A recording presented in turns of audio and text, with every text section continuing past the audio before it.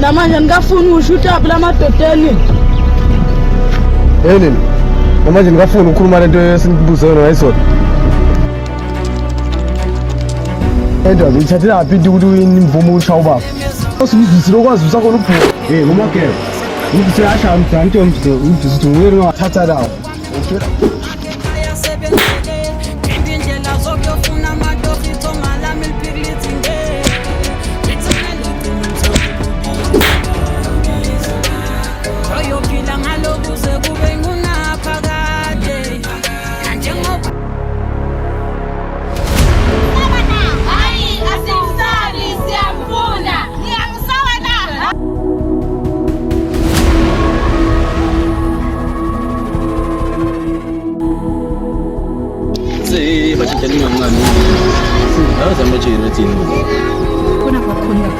Awungeke mafetha sijike ngingabaphangi